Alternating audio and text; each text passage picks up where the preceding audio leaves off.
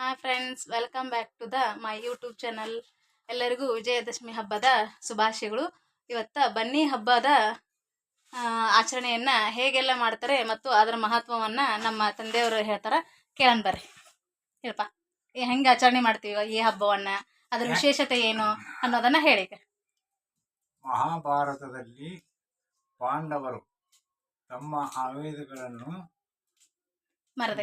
ಬನ್ನಿಗಳ ಮರದ ಬುಡಕ್ಕೆ ಮುಚ್ಚಿಟ್ಟಿರುತ್ತಾರೆ.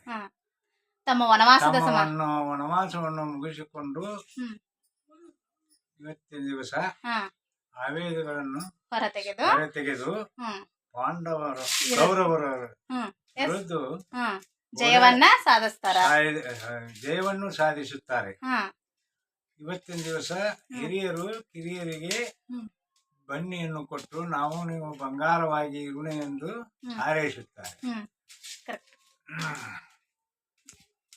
ಮತ್ತು ಬನ್ನಿ ಎಲೆಗಳನ್ನು ಬಂಗಾರವೆಂದು ಪರಿಗಣಿಸುತ್ತಾರೆ.